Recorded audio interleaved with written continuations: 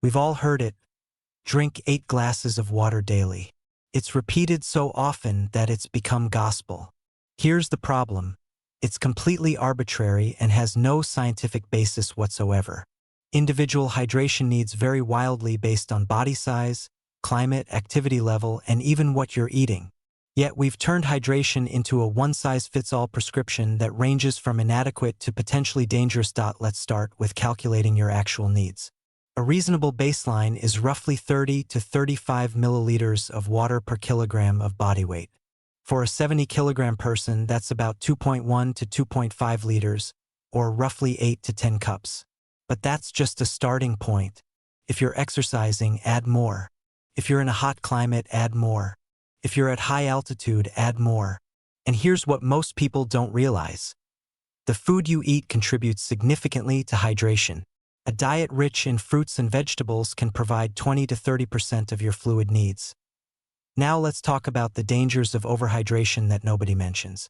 Hyponatremia, dangerously low sodium levels caused by excessive plain water intake, is a real concern, particularly among endurance athletes who've been told to drink as much as possible.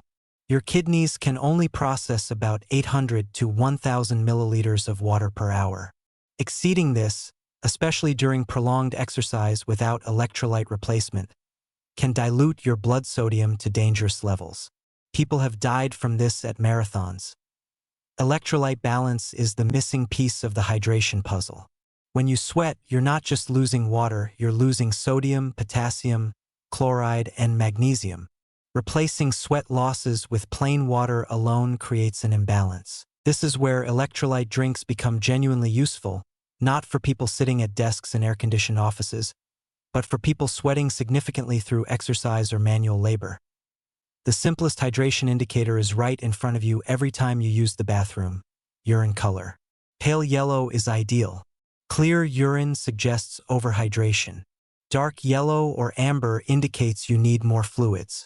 This isn't perfect, but it's remarkably effective for most people most of the time. Food-based hydration deserves more attention.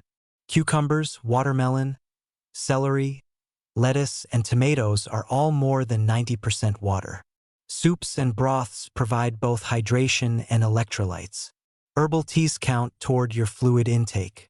Even coffee and tea, despite being mild diuretics, contribute to your overall hydration status.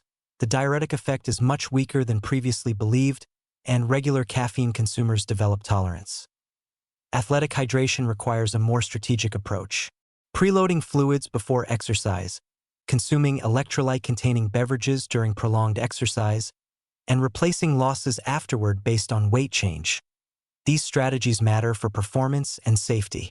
Some endurance athletes benefit from sweat testing to determine their individual sodium loss rates and develop personalized hydration plans. Environmental factors play a bigger role than most realize. Air travel is extremely dehydrating due to low cabin humidity. Air conditioning reduces thirst signals even as it's drying you out. Seasonal variation matters too.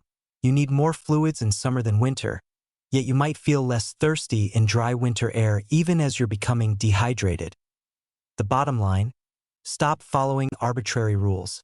Pay attention to your body, check your urine color, adjust based on activity and environment, and remember that both underhydration and overhydration can be problematic. Individualize your approach rather than following the crowd.